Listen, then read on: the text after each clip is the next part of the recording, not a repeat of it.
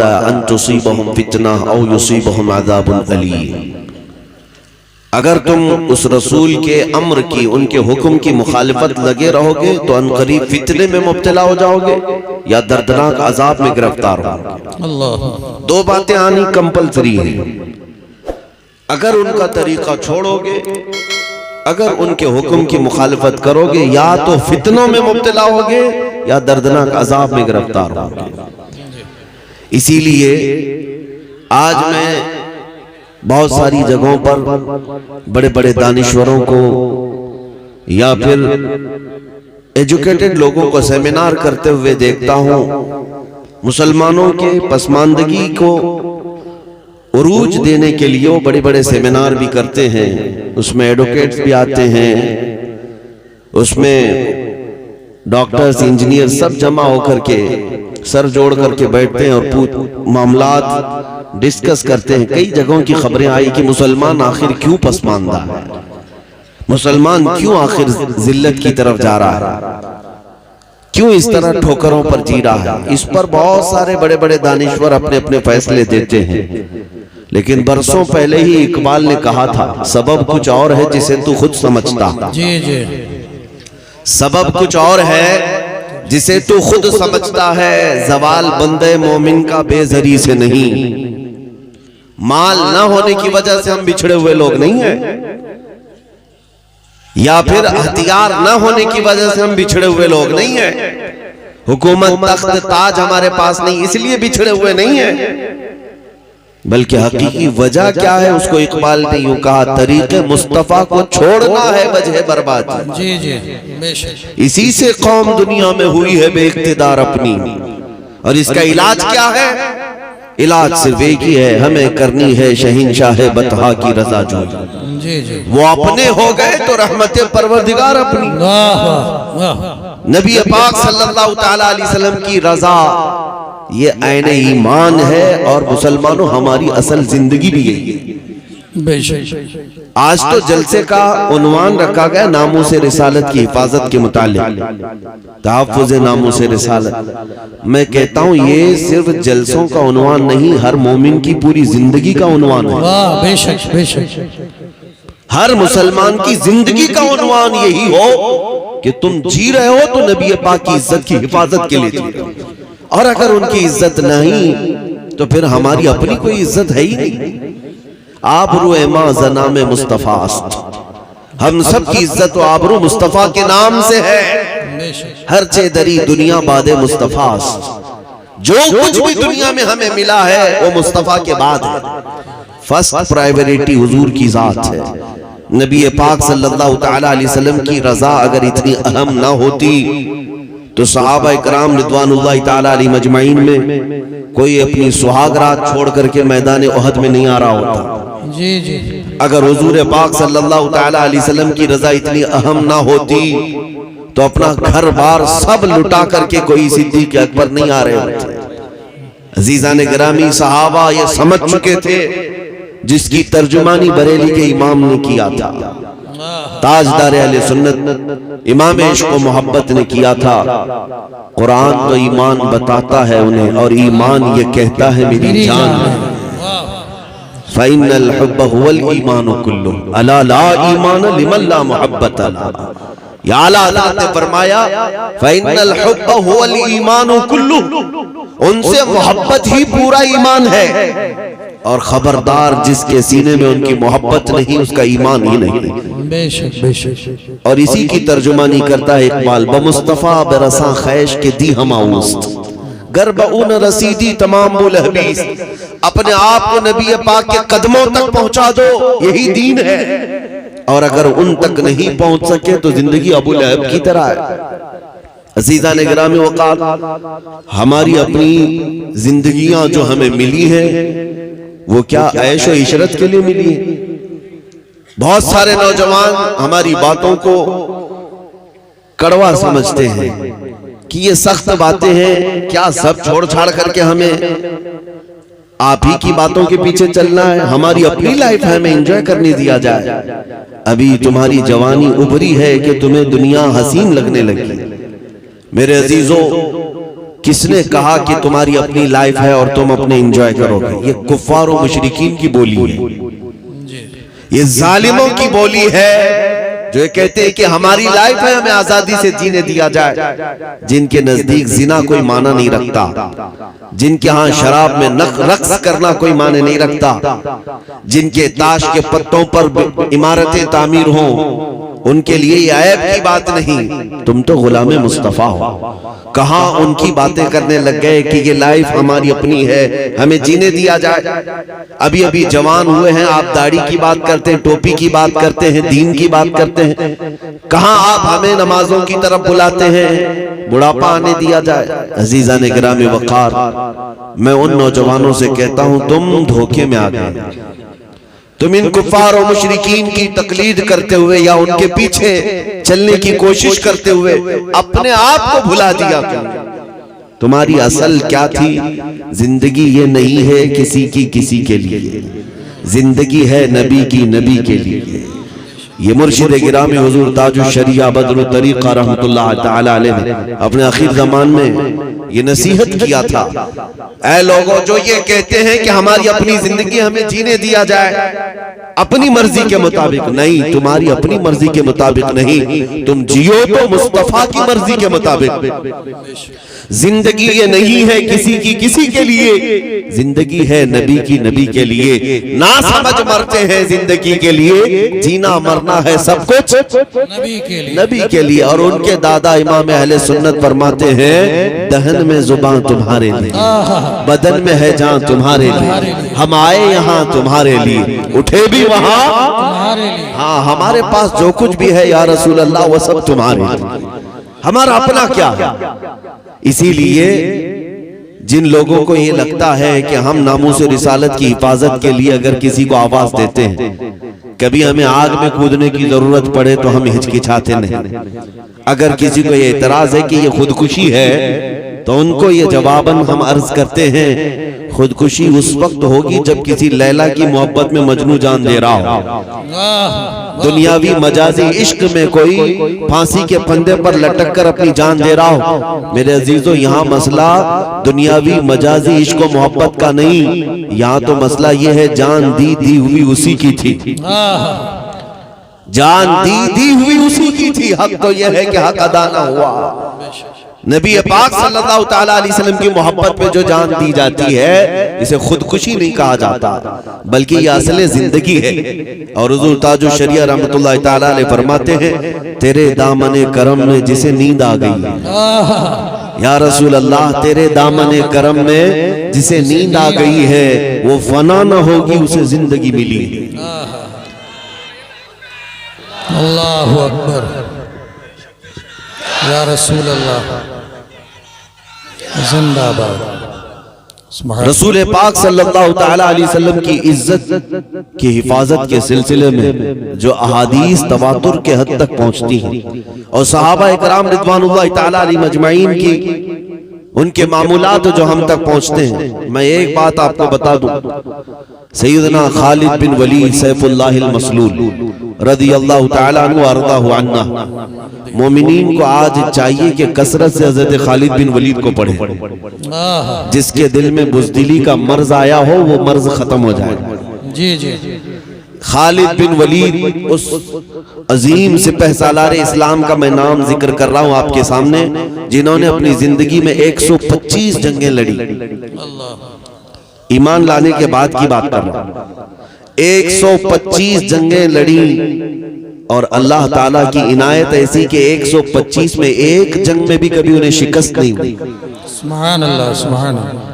अजीजा ने गिरामी, ये रसूलुल्लाह सल्लल्लाहु तआला अलैहि वसल्लम के जानिसार सहाबा में से एक सहाबी का जिक्र कर रहा हूं। उनकी एक दूसरी खुसूसियत ये भी है तारीख में कि खालिद बिन वलीद ने जिस इलाके को फतह किया 1400 साल के बाद, आज भी वो इलाका दायरा इस्लाम में ही है। आज तक कभी दोबारा किसी के हाथ नहीं गया। 125 जंगें लड़ी, आपका खुद का फरमान है। जंगे मौता में सिर्फ एक जंग में खालिद बिन वलीद के हाथ से 9 तलवारें टूटी। 9 तलवारें टूटी एक के बाद दीगरे, लेकिन न कभी पस्ती की तरफ आए, न कभी अपने कदम को पीछे किया। 9 तलवारें टूटने का मतलब समझते हैं आप? उनकी एक तलवार 35 किलो की होती थी। अल्लाह। हाँ, हजरत खालिद बिन वलीद रज़ियल्लाहु ताला, और उनका जो ढाल पकड़ने का है वो भी 25 किलो का। ये दोनों हाथों से पकड़, और जिंदगी उनकी जब इख्तिताम पर आई, आपने फरमाया मेरे पूरे बदन पर एक बालिश्त जगह भी बाकी नहीं जहां तीर या नेज़े का जख्म ना हो। अल्लाह।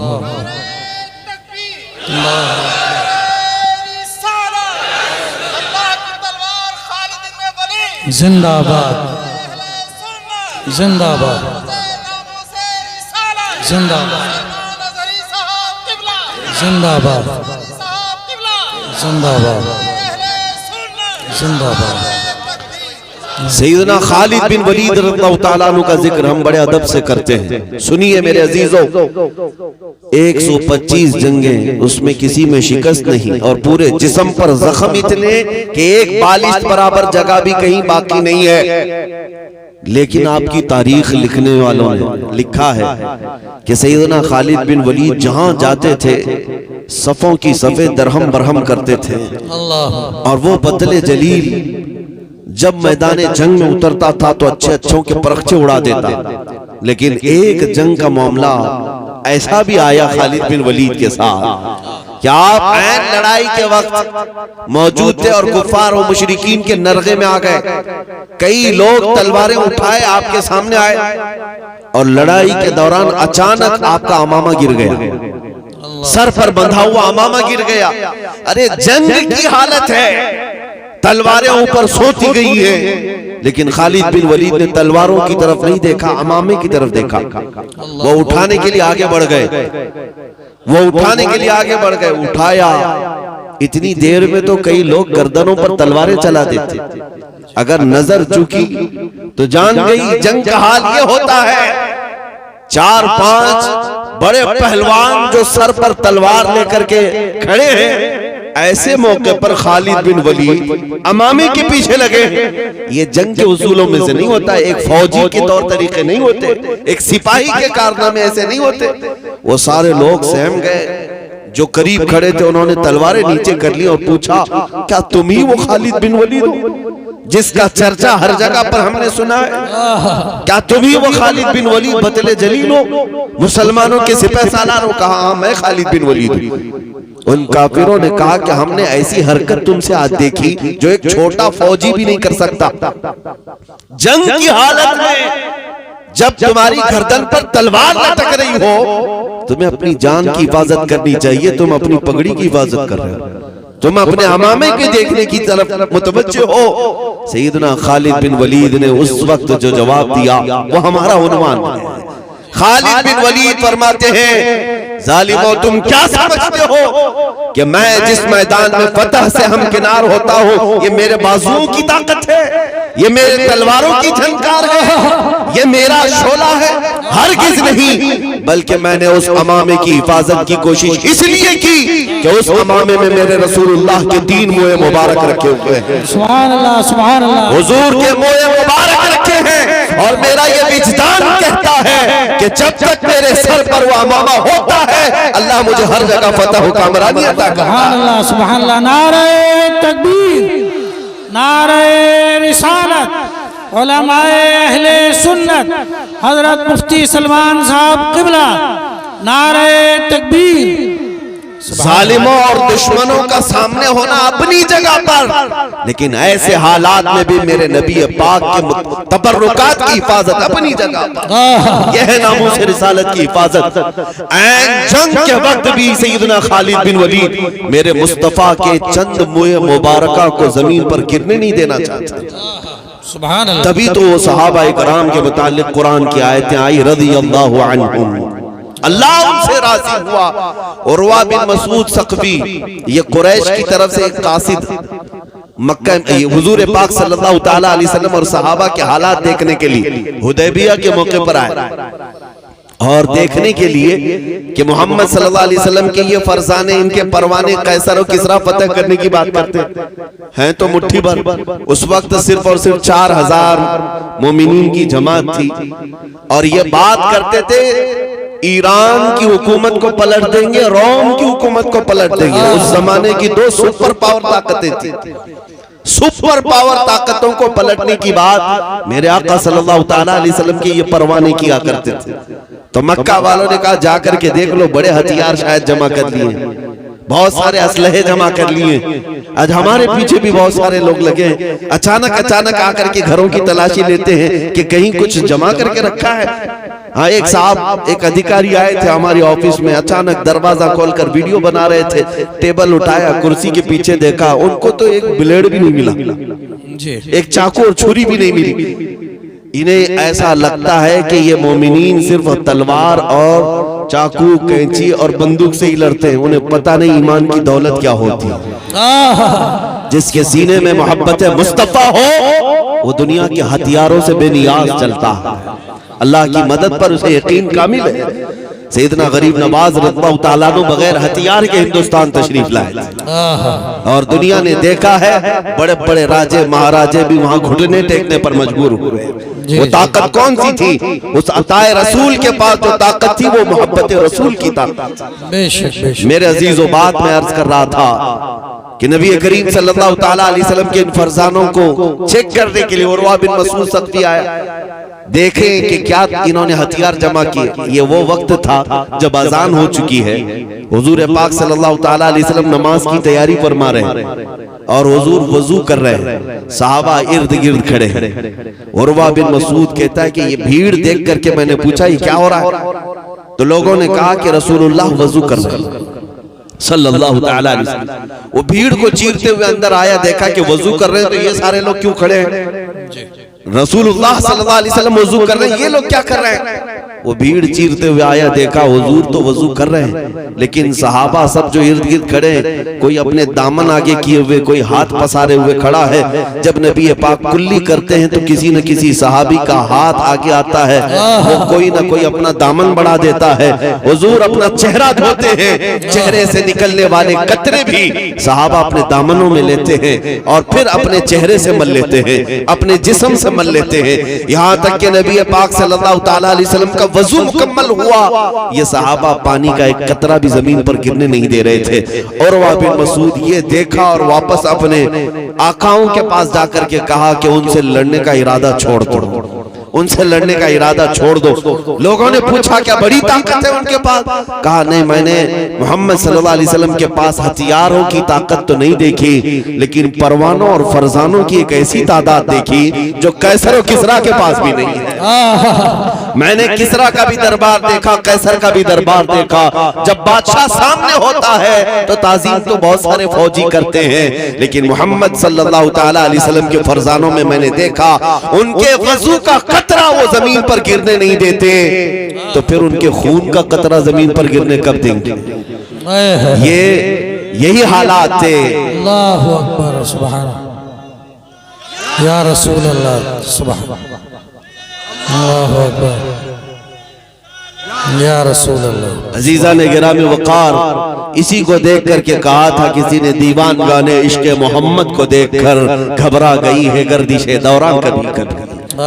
हुजूर पाक सल्लल्लाहु ताला अलैहि वसल्लम के उन जानिसार सहाबा ने जो जिंदगी गुजारने के उसूल हमें बताए, उससे बेहतरीन उसूल कहीं नहीं मिल सकेंगे।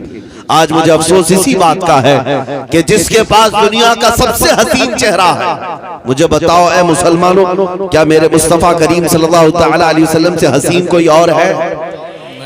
आपने न सुना होगा न देखा होगा, और हमारा ईमान भी यही कहता है। जिस कौम के पास दुनिया का सबसे हसीन चेहरा, जिस कौम के पास सबसे बुलंद अखलाक वाला रसूल है, उस कौम को किसी और की इक्तिदा की क्या जरूरत पेश आ गई? किसी और को आइडियल बनाने और किसी और के फैन बनने की जरूरत क्या पेश आई? दुनिया को ये बता देते हैं मुसलमानों, हम इसके उसके मोहताज क्यों बने? हमारे पास ना अखलाक की कमी है, ना खूबसूरती की कमी है, ना हमारे पास इल्म की कमी है, ना हमारे पास रसूल पाक सल्लल्लाहु ताला अलैहि वसल्लम की मोहब्बत की कमी है। मीज़ान गिरामी वक़ार, मैं आप सबसे गुजारिश यही करना चाहूंगा कि दुनिया जिस चीज से खौफज़दा है वो कौन सी चीज है जानते हो? यही तुम्हारे जो नारे हैं, लब्बैक या रसूल अल्लाह। अभी आपने कमर उस्मानी साहब से जो सुना, जो जान मांगो तो जान दे दे, जो माल मांगो तो माल दे दे, ये तो सिर्फ तुमको जलसों में लगता है, लेकिन ये कई काफिरों की आंखों में चुभता है और दिल में गड़ता है। वो इसी ताकत और इसी जज्बे के दुश्मन है, बाकी तुम्हारे और किस चीज के दुश्मन है? मियाँ उसके अलावा हमारे पास है क्या? सब तो लूट मार करके खत्म किया जा रहा है। जो चीज तुम्हारे पास बाकी है वो नबी पाक के कदमों पर फिदा होने वाली जो ताकत है, इस ताकत को वो खत्म करने के लिए पूरी एड़ी चोटी का जोर लगा रहा है। अब उनके पास तरीका क्या बचा? दुनिया का हुस्न तुम्हारे सामने लाकर खड़ा कर देना, नंगी हसीनाओं को तुम्हारे सामने पेश करना, ताकि तुम मदीने के ताजदार की तरफ से मुंह फेर कर किसी हसीना के दामे फरेब में आ जाओ। कभी तुम्हारे कदमों में सीमो सर के अंबार बिछा देना, दौलत तो माल की रेल पेल तुम्हारे सामने आ जाए, ताकि तुम इश्क़ मुस्तफा की दौलत को छोड़कर इस जरो सेम को देखने चले आओ। मेरे अजीजों, इन हालात में मुझे मुर्शिद गिरामी का वो शेर याद आता है, बुल हवस सुन सीमो जर की बंदगी अच्छी नहीं। बुल हवस सुन सीमो जर की बंदगी अच्छी नहीं, उनके दर की भीख अच्छी, सरवरी अच्छी नहीं।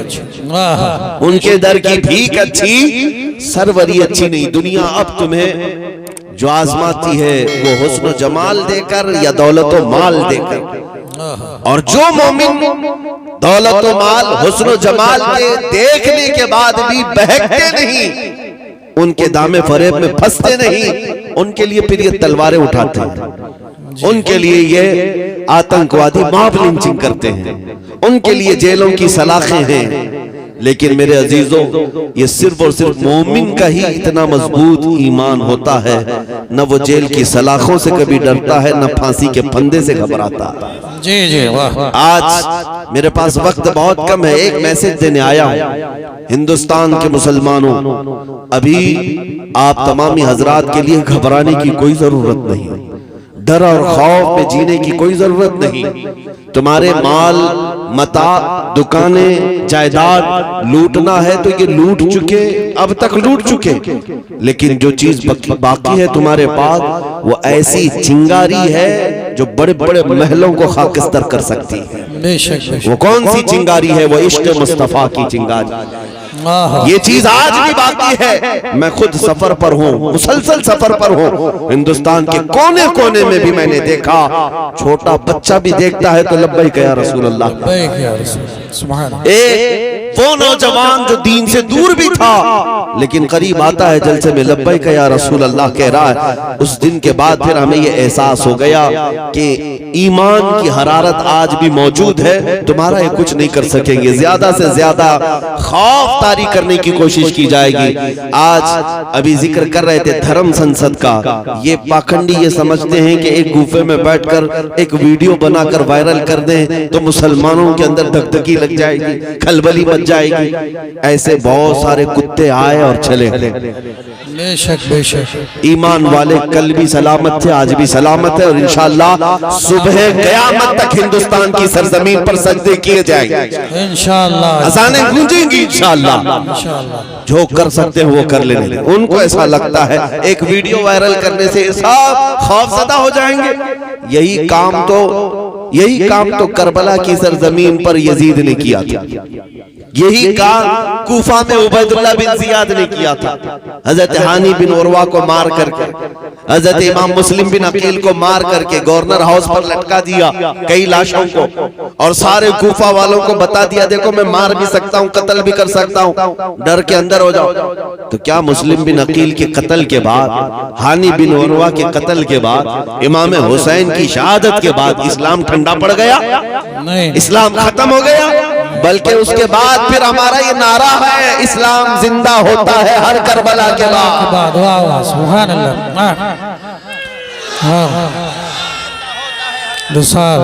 वाह सुभान अल्लाह।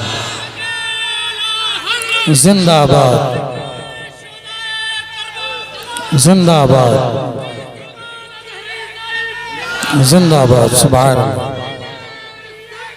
जिंदाबाद अल्लाह सुभान या रसूल अल्लाह। बिल्कुल हक बनता है, बिल्कुल हक बनता है कि संभल के नाम का भी नारा लगे। सुभान। इसलिए कि मोमिनीन का ये अमोह, ये जम्मे गफीर, मैंने बहुत तारीख के एतबार से संभल को पढ़ा भी है, तारीखी शहर है, आज आपके दरमियान हो और हमेशा से आपकी कुव्वत ईमानी का चर्चा पूरे हिंदुस्तान में होता रहता है। और इजाजत हो तो इसी मिंबर से उन पाखंडियों को ऐलान करें, इसी मिंबर से ऐलान करें, तुम अपने अंदर बैठकर गुफे में जो मारने और मरने की बात करते हो, अल्लाहु अकबर या रसूल अल्लाह या रसूल अल्लाह। तवज्जो,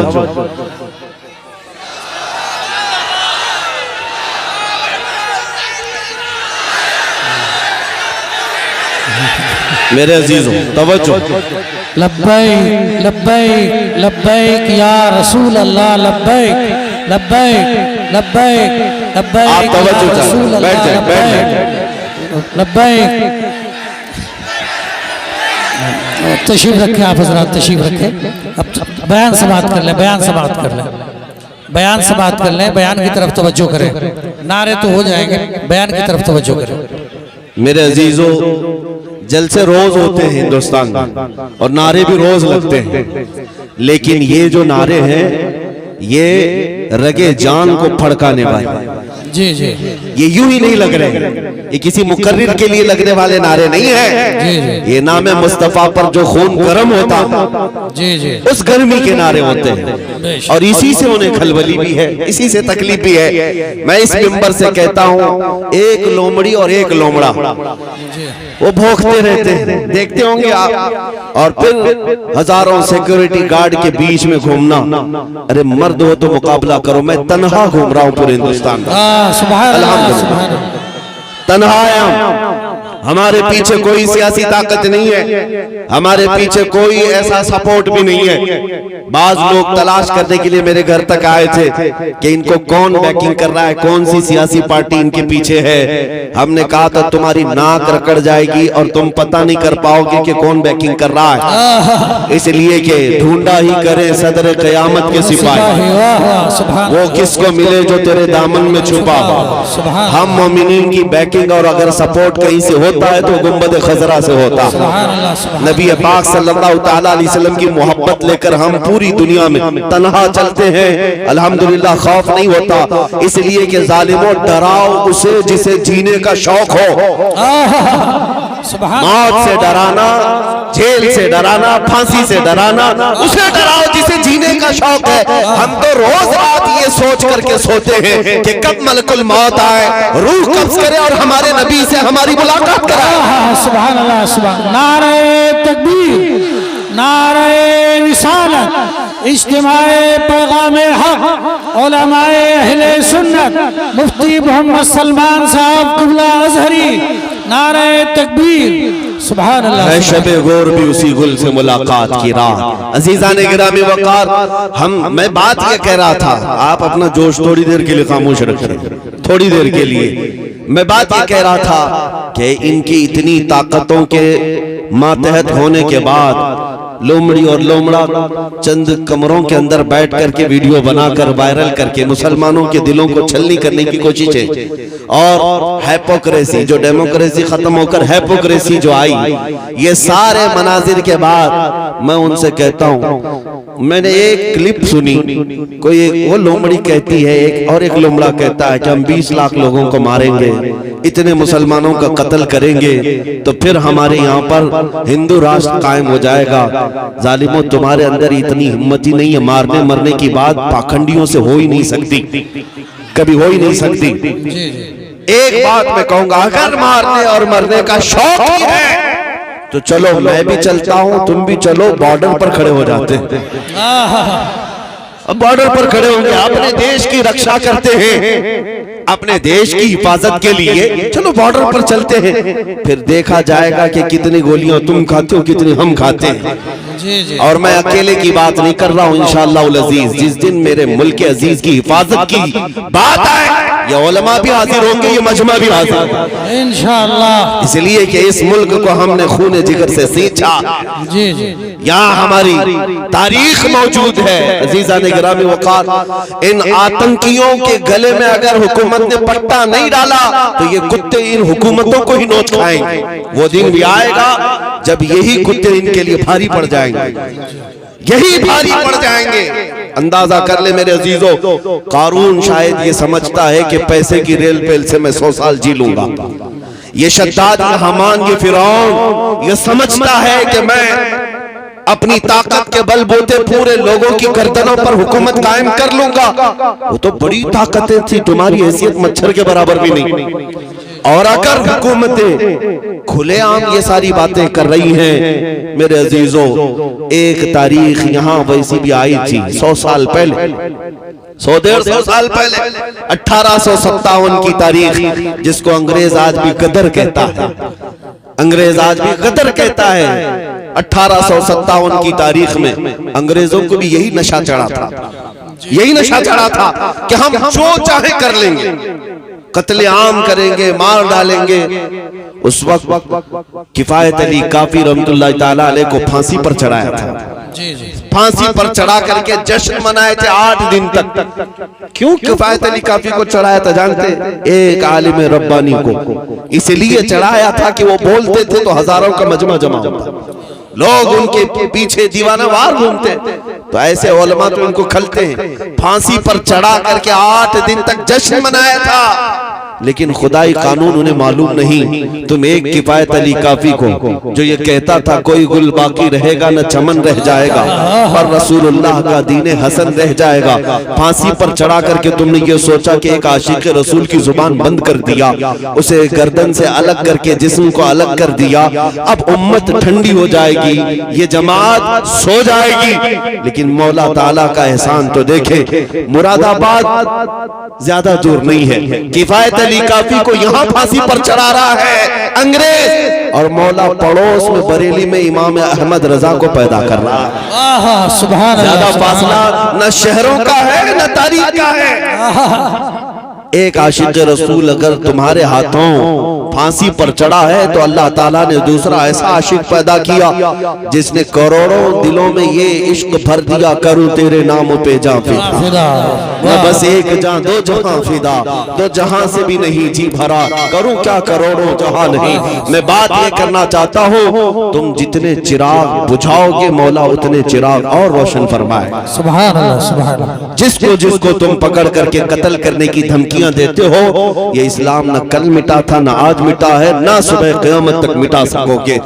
अल्लाह ने कुरान पाक में फरमाया है, युरीदून लियुत्फिउ नूरल्लाहि बिअफ़वाहिहिम वल्लाहु युरीदु अन युतिम्मा नूरहु वलौ करिहल काफिरून। मुशरिकीन ये चाहते हैं कि अपने मुंह के फूंकों से अल्लाह के चिराग को बुझा दे, और ये हो नहीं सकेगा। अल्लाह अपने चिराग को रोशन करके रहेगा, काफिर अगरचे इसको नापसंद करें, काफिर अगरचे इसको नापसंद करें। मेरे अजीजों, बात सिर्फ इतनी मुझे करनी है, तुम्हारा अपना रोल क्या होना चाहिए?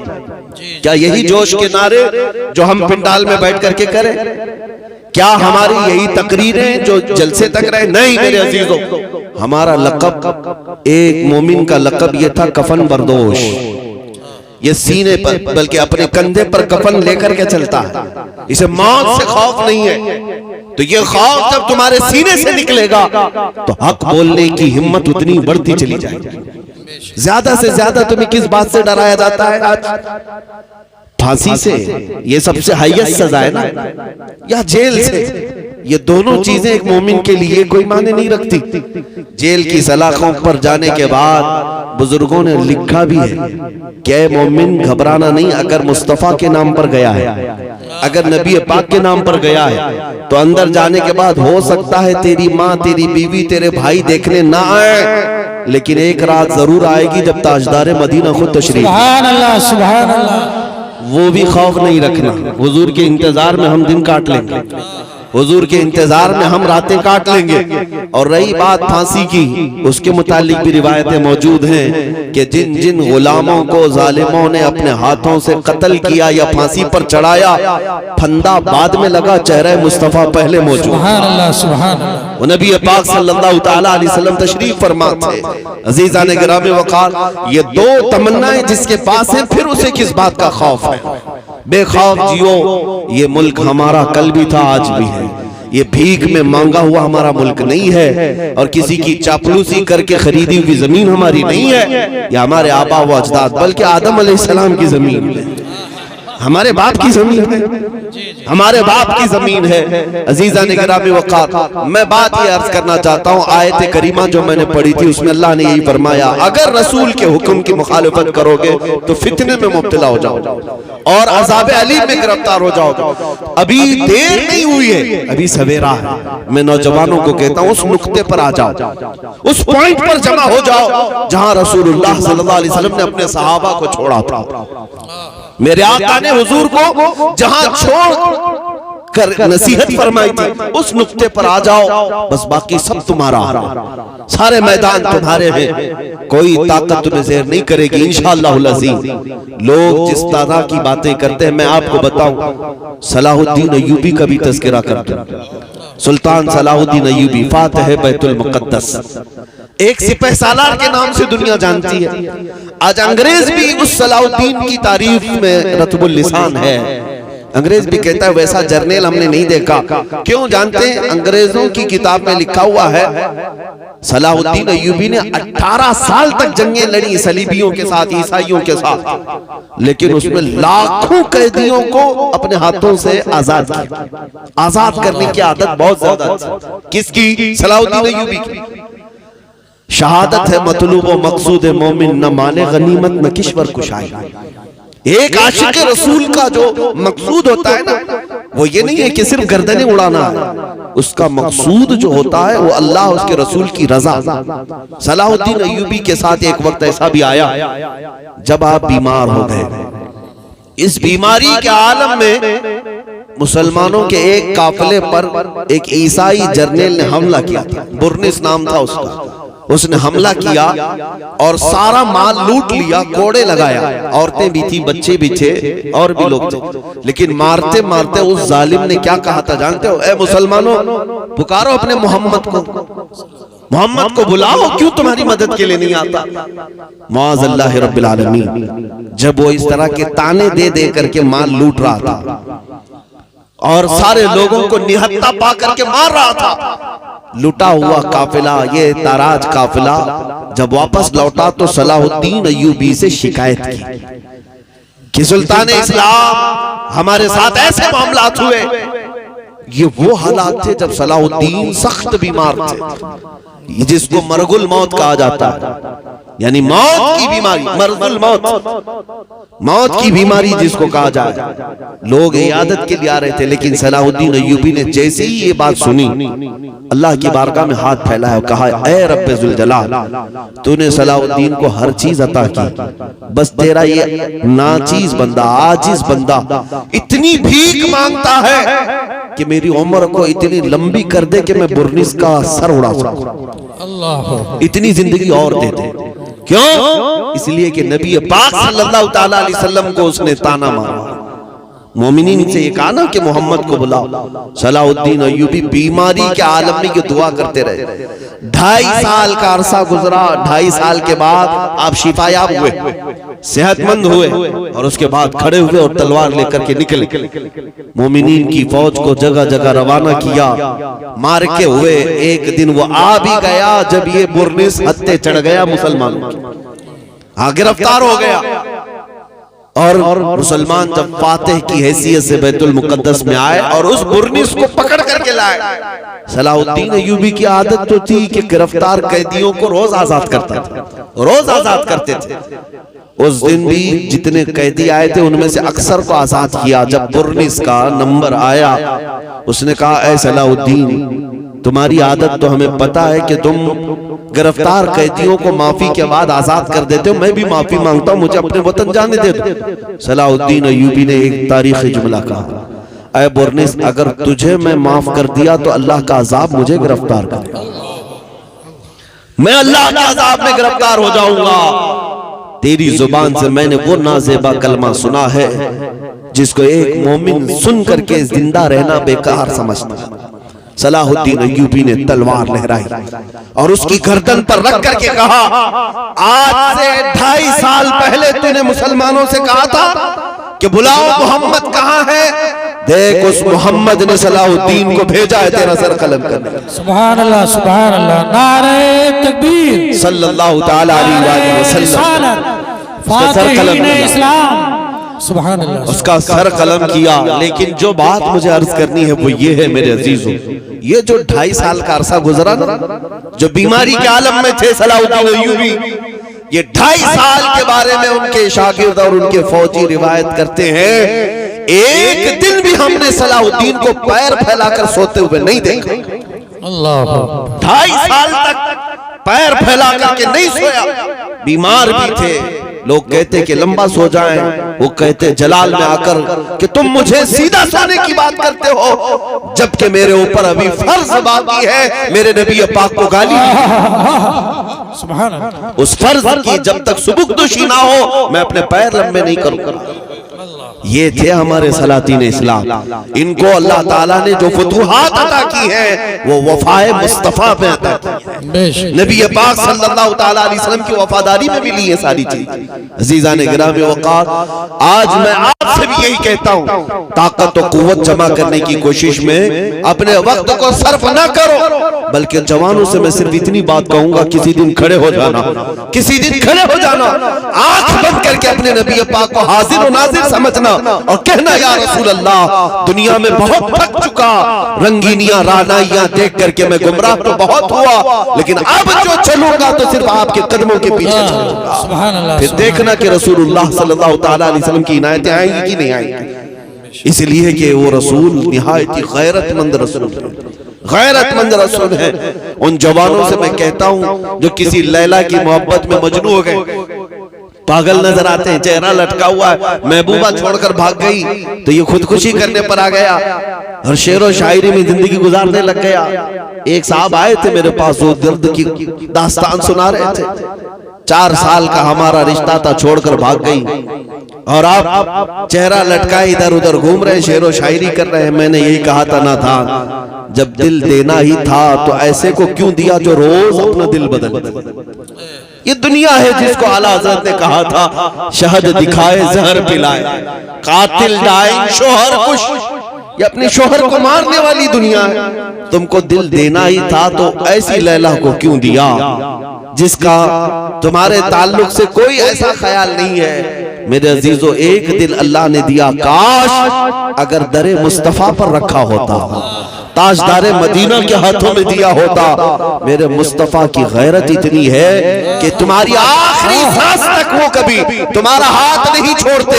दुनिया तो दुनिया है, कब्र में भी जाओगे, मुनकर नकीर बाद में आएंगे, तुम्हारे मुस्तफा पहले कब्र तो कब्र है। हश्र के दिन भी यही हाल होगा, जब कोई तुम्हें पूछ नहीं रहा होगा, माँ बच्चे से भाग रही होगी, लेकिन वो मुस्तफा है।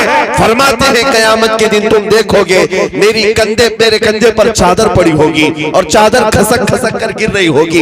एक हाथ से मैं अपनी चादर संभाल रहा हूँ और दूसरे हाथ से अपने उम्मती को पकड़ रहा हूँ। जन्नत में जाने तक की जमानत है मेरे मुस्तफा की। वहां दिल दिया होता तो चेहरा लटकाए हुए नहीं घूम रहा होता और दुनियावी मजाजी इश्क में शेरो शायरी नहीं कर रहा होता। अगर उस दरबार में दिल दिया होता तो फिर फख्र से ये कहता, जान है इश्क मुस्तफा, रोज फजूल करे खुदा, जिसको हो दर्द का मजा नाजे दवा उठाए क्यों। आओ आशिकों को सुनो, बरेली का आशिक कहता है फिर के गली गली तबाह, ठोकरें सबकी खाई क्यों, दिल को जो अक्ल दे खुदा तेरी गली से जाए क्यों। अजीजा ने गिरामी वक़ार, या रसूल अल्लाह, लब्बैक या रसूल, लब्बैक या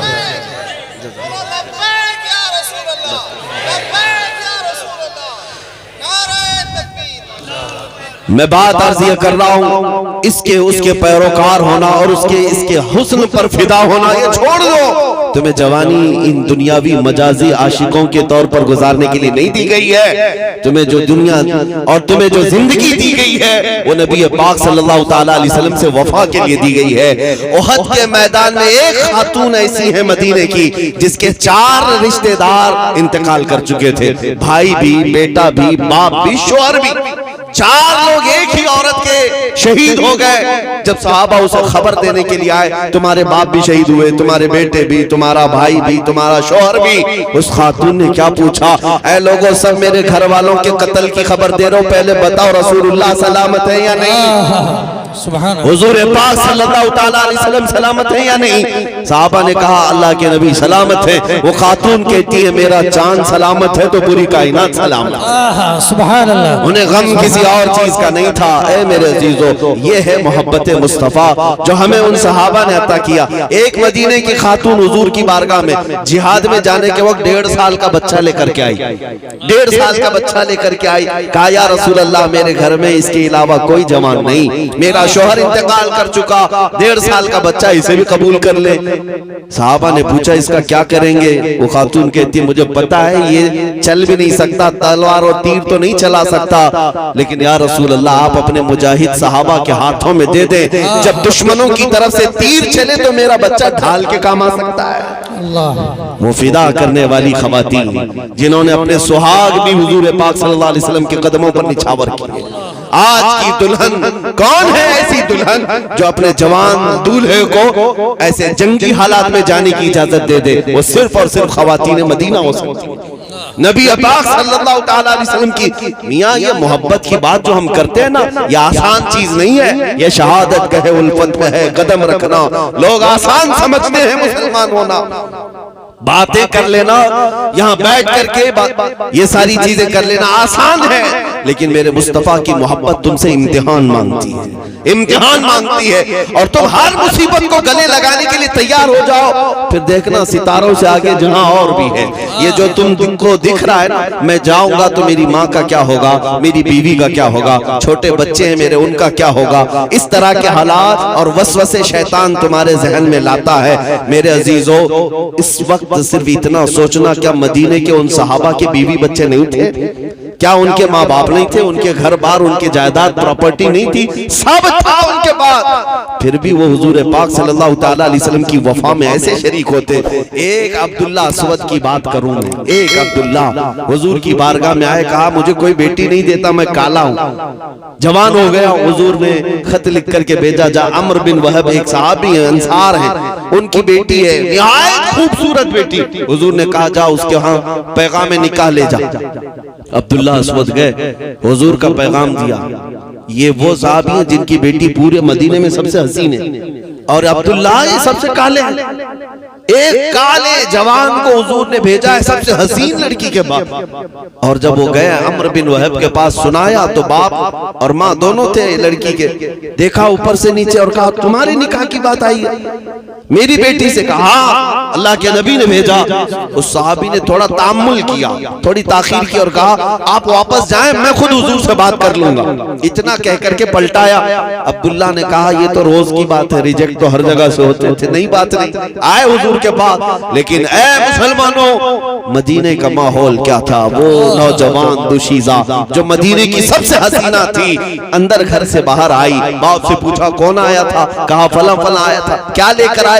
पैगाम निकाह लेकर आया। कौन भेजा? रसूलुल्लाह ने। आपने क्या कहा? खातून से माँ बाप जवाब देते हैं कि हमने टाल दिया, देखते हैं बाद में तेरा जोड़ कहाँ है उसका। वो नौजवान दुशीजा कहने लगी अब्बा जान आपको पता भी है आपने किसके पैगाम को रद्द किया है? आपने आने वाले के चेहरे को देखा, भेजने वाले के चेहरे को नहीं देखा। सुभान अल्लाह। ये मदीने की खवातीन थी जिन्होंने अपनी ख्वाहिशात को भी कुर्बान कर दिया था।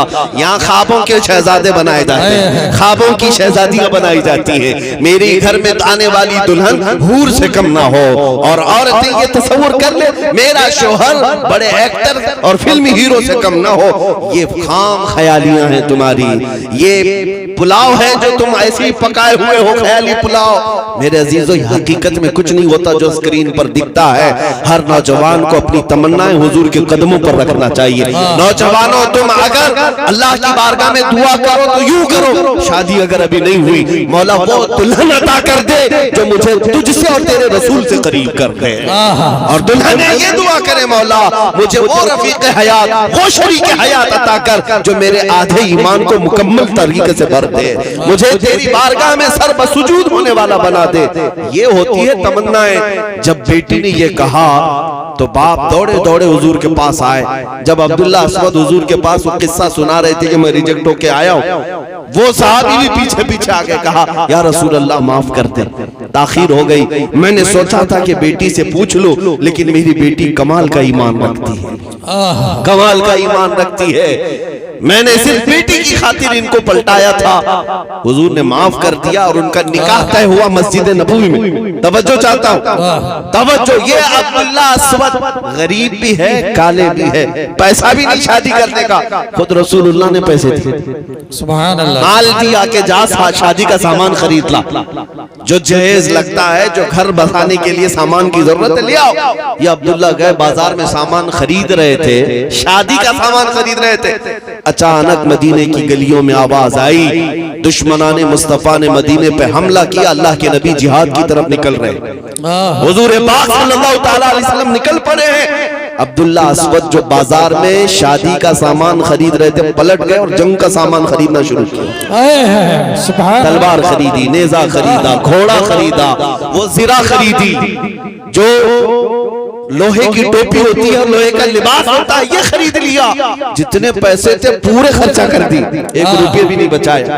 अरे मियाँ शादी है, जंग में जाकर आने के बाद भी तो हो सकती है शादी, पैसा बचा कर रख दे। नहीं, ये वो रसूलुल्लाह के फिदाई हैं जिन्होंने अपनी ख्वाहिशात को हुजूर के कदमों पे निछावर।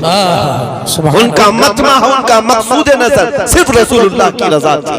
गए सामान खरीदने और सब खरीद करके घोड़े पर बैठकर जिहाद में आ भी गए। मैदान में जब लड़ने आए, अब तक जितनी जंगों में वो शरीक होते थे, नंगे पैर आते थे, हाथों में कुछ भी नहीं होता था गुर्बत की वजह से। लेकिन आज एक शहसवार की हैसियत से आ रहे थे, हाथ में तलवार, दूसरे हाथ में ढाल है, घोड़े पर बैठे हैं और लिबास लोहे का है, और लड़ने लगे जब तो कुफार की सफों को दरहम बरहम करने लगे। कभी इधर नरके में जा रहा है, कभी उधर जा रहा है। अरे आज शादी होने वाली है, बच बचा करके लड़ता नहीं, ये तो पूरे जम्मे गफीर में घुसने को तैयार है। हुजूर पाक सल्लल्लाहु ताला अलैहि वसल्लम दूर से देखते हुए अपने चंद सहाबा से पूछते हैं, जानते हो ये कौन है? कौन है ये जो नया आदमी आया है? क्योंकि चेहरा भी छुपा हुआ था, पूरे लोहे की टोपी पहने हुए। सहाबा गौर से देखते रहे, कहा या रसूल अल्लाह ये मदीने का तो नहीं दिख रहा, ये यहाँ का नहीं है, कोई दूसरा आया होगा जो हमारी हिमायत कर लिए उतरा होगा। रसूल पाक सल्लल्लाहु अलैहि वसल्लम ने फरमाया, नहीं मेरे अजीजों, मैं उसकी कहनियों की सियाही से पहचान रहा हूँ, मेरा अजीज अब्दुल्ला है, वो अब्दुल्ला है। नबी पाक सल्लल्लाहु ताला अलैहि वसल्लम पहचान गए, यही अब्दुल्ला है जिनकी शादी आज होनी थी। लड़ते लड़ते आए, दोपहर के वक्त जामे शहादत नोश कर कत्ल हो गए, शहीद हो गए। लेकिन वो बात भी मुझे याद आती, जब हदीस पढ़ता हूँ आंखें भीग जाती हैं। वो मुराद पा गए। क्या मुराद होती थी ये सहाबा की? कत्ल होकर, शहीद होकर मैदान में गिरे हुए थे। शाम के वक्त जब मेरे आका सल्लल्लाहु ताला अलैहि वसल्लम शहीदों की लाशें उठवा रहे थे, तब चलते हुए खुद हुजूर तशरीफ लाए अब्दुल्ला अस्वद के पास, जहां उनका लाशा गिरा था। नबी पाक सल्लल्लाहु ताला अलैहि वसल्लम मैदान में नीचे बैठ गए। हुजूर नीचे बैठ गए, अपनी गोदी को बिछाया, अब्दुल्ला अस्वद के चेहरे से वो जिरा हटाई और सर लेकर अपनी गोद में रख लिया, अपनी गोद में रखा। उनकी पेशानी से धूल और मिट्टी को झाड़ा, उनके रुखसारों से खून को साफ किया। ऐ मेरे अजीजों, इससे बढ़कर के सहाबा की और मुराद ही क्या होती थी? इससे बढ़कर के और मुरादी क्या होती थी? नबी पाक सल्लल्लाहु ताला अलैहि वसल्लम का दस्ते शफकत आखिरी सफर में उनकी पेशानी पर है। और उसके बाद मेरे आका ने आयत की तिलावत की, मिनल मुमिनीन रिजालुन सदकू मा आहदुल्लाह अलैह। ये वो लोग हैं जिनके मुतालिक आयत उतरी है। मोमिनीन में से कुछ वो लोग होते हैं जिन्होंने अल्लाह से किया हुआ वादा पूरा किया। ये जान लेकर के आए थे वफा के लिए और उसी वफादारी में जान दे गए। अजीजा ने गिरामे वकार, मैं ये बातें इसलिए अर्ज कर रहा था कि ख्वाहिशें तो ये चाहती हैं कि हमारी शादी में कोई डिस्टर्बेंस ना हो।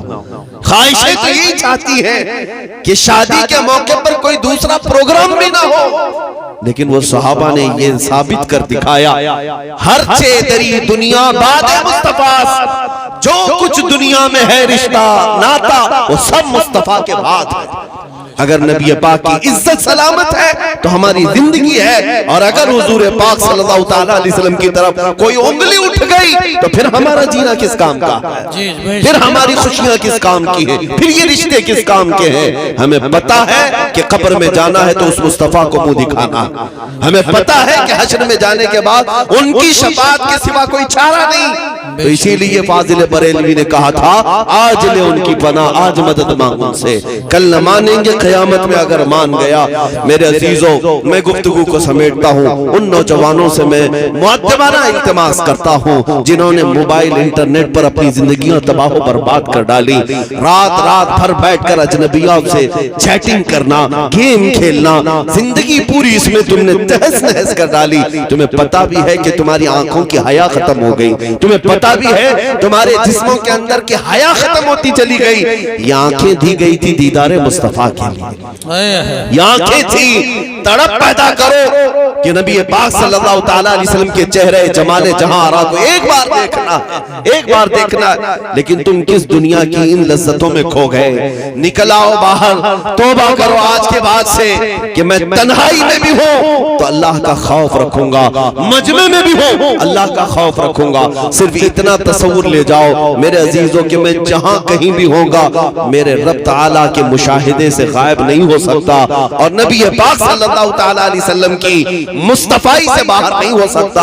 लिहाजा मुझे जो करना है अल्लाह रब्बुल इज्जत के सामने करना है, जो करना है मेरे नबी के सामने करना है। इस तसव्वुर के बाद तुम्हारी जिंदगियों में इनकलाब आ जाएगा, तुम्हारी जिंदगियां बदल जाएंगी। एक हसीन चेहरा तुम्हारे सामने रखता हूं, क्या तुम्हें पता है इससे भी ज्यादा किसी ने तारीफ की है? हस्सान बिन साबित ने जो कहा था, वो अहसनु मिनका लम तरा क़त्तु ऐनी व अजमलु मिनका लम तलिदिन निसाउ खुलिक़त मुबर्रअन मिन कुल्लि ऐबिन कअन्नका क़द खुलिक़त कमा तशाउ। रसूलुल्लाह के एक आशिक कहते हैं, या रसूल अल्लाह आपसे ज्यादा हसीन मेरी आंखों ने देखा ही नहीं, आपसे ज्यादा खूबसूरत किसी माँ ने जना ही नहीं। यहाँ रुक करके उस जालिम कुत्ते वसीम राफिजी को कहता हूँ, तूने मेरे नबी पाक सल्लल्लाहु तआला अलैहि वसल्लम के चेहरे पाक और अखलाक करीमा पर उंगली उठाने की कोशिश की है। तुझे पता नहीं पूरी दुनिया तारों से भी ज्यादा मेरे मुस्तफा की मदद सराई में मसरूफ है। असल से लेकर अब तक नबी पाक की तारीफ होती रहेगी, क्योंकि यौम अलस्त में भी नबी का जिक्र था, यौम मीसाक में भी नबी का जिक्र था, अंबिया के खुतबे में भी नबी का जिक्र था। आदम था, ईसा अलैहिस्सलाम ने बशारतें अगर किसी की दी है तो मेरे मुस्तफा की दी है। तुम क्या समझते हो, एक छोटी सी किताब लिख करके, एक छोटी सी किताब लिख करके मेरे मुस्तफा करीम सल्लल्लाहु तआला अलैहि वसल्लम की जात पर कीचड़ उछाल सकते हो? इन जालिम कुत्तों को ये मुहावरा याद होना चाहिए कि सूरज की तरफ मुंह करके थूकने वाले का थूक उसके मुंह पर गिरता है। नबी पाक के लिए कुरान कहता है, वरफ़अना लका ज़िक्रक, ऐ महबूब हमने आपके चर्चे को बहुत बुलंद किया है, आपके जिक्र को बहुत बुलंद किया है। रहेगा यूं ही उनका चर्चा रहेगा, ठंडे हो गए आप, रहेगा यूं ही उनका चर्चा रहेगा। बड़े खाक हो जाए जल जाने वाले, बड़े खाक हो जाएं जल जाने वाले। या रसूल अल्लाह तू घटाए से किसी के न घटा है न घटेगा, जब बढ़ाए तुझे अल्लाह ताला तेरा, मिट गए मिटते हैं मिट जाएंगे आदा तेरे, न मिटा है न मिटेगा कभी चर्चा तेरा। खाक हो जाएं अदू जल कर मगर हम तो रजा, दम में जब तक दम है जिक्र उनका सुनाते जाए। सुभान अल्लाह।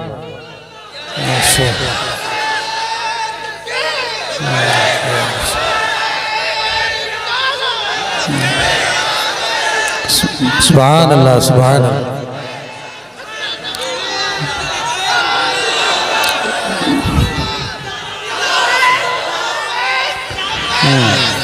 अजीज़ा निगरान में वक़ार तवज्जो, अल्हम्दुलिल्लाह हमारा ये ईमान है, हमारा ईमान है। नबी पाक सल्लल्लाहु ताला अलैहि वसल्लम की तारीफ व तौसीफ सुनने वाली ये जमात, अल्हम्दुलिल्लाह मौला ताला ने तुम्हें सिर्फ और सिर्फ मुसलमान जमात में नहीं रखा, आशिकों की जमात में रखा है, जिनकी इब्तिदा ही है और हर दिन का इनका मामूल ये है, मैं सो जाऊं या मुस्तफ़ा कहते कहते, खुले आंख मेरी सल्ले आला कहते कहते। अल्हम्दुलिल्लाह हमें फख्र है इस बात पर, नबी पाक सल्लल्लाहु ताला अलैहि वसल्लम के दीवानों की जमात में मौला ने हमें रखा है। मैं आज आपसे यह अहद लेकर के जाना चाहता हूँ, ऐ संभल के मुसलमानों, अब नबी पाक सल्लल्लाहु ताला अलैहि वसल्लम के दीदार और उनके चेहरे पाक की जियारत की तड़प लेकर के जियोगे या नहीं जियोगे? इंशाअल्लाह हुजूर पाक सल्लल्लाहु ताला अलैहि वसल्लम की जियारत की तमन्ना लेकर जिएंगे। फिर एक बार जब तुम्हारे अंदर ये एहसास आ जाएगा, दुनिया का कोई हुस्न तुम्हारी आंखों को धोखा नहीं दे सकेगा, कोई खूबसूरती तुम्हें अपनी तरफ फेर नहीं सकेगी। खालिद बिन वलीद के साथ एक बार मामला हुआ था, एक ईसाई किले पर आपने मुहासरा किया था, ईसाई अंदर मौजूद थे, खालिद बिन वलीद के साथ जवान लश्करी थे, सहाबा थे। ईसाइयों ने एक हरबा अपनाया, अंदर बैठ करके क्या मंसूबा बनाया, कहा कि खालिद से लड़ करके कभी जीत नहीं सकेंगे, तलवार से जीत नहीं सकेंगे, लिहाजा एक प्लान बनाते हैं। 3 दिन के बाद इनको कहते हैं बाजार से अपने लश्करियों को लेकर के किले तक आ जाओ, और अगर सही सलामत पहुंच गए तो हम चाबियां खुद ब खुद दे देंगे। और प्लान क्या था? बाजार में नंगी लड़कियां खड़ा करना, माल और दौलत पूरे बाजार में बिछाना, क्योंकि खालिद बिन वलीद के साथ जो लश्करी थे वो जवानों के लश्कर था, और जवान के अंदर नफ्स भड़कता रहता है, 2 ही चीजों का तो इशाक होता है, माल और दौलत और खूबसूरती। खालिद बिन वलीद के जो नौजवान सिपाही थे, उनके इम्तिहान का वक्त था। 3 दिन के बाद जिस बाजार से उन्हें गुजरना था, पूरे बाजार में औरतों को बरहना लिबास में खड़ा किया था, हसीनाओं को ईसाइयों ने, और माल बिछाया था। खालिद बिन वलीद ने जैसे ही देखा, अपने नौजवानों को रोक लिया, कहा रुक जाओ, एक नसीहत की थी, कहा ए रसूलुल्लाह के चाहने वालों, आज तुम्हारे इम्तिहान का वक्त है, आज तुम्हारे इम्तिहान का वक्त है। अगर तुम इस इम्तिहान में कामयाब हो गए, अल्लाह की रहमत सुबह क़यामत तक तुम पर फूल बरसाएगी, और अगर डगमगा गए तो लानत की फटकार होगी। साहबा ने पूछा, उसमें नौजवान थे, ताबईन भी थे, खालिद बिन वलीद से पूछा हमें क्या करना है? कहा बस नबी पाक की सुन्नत को नहीं छोड़ना। हुजूर पाक की सुन्नत ये थी, जब बाजार में चलते थे तो निगाहें नीची करके चलते, इसके अलावा कुछ नहीं करना है। खालिद बिन वलीद ने इतना कहा और अपने नौजवानों को लेकर बाजार से गुजरने लगे। ईसाई जो पूरे किले के अंदर जश्न मना रहे थे कि खालिद बिन वलीद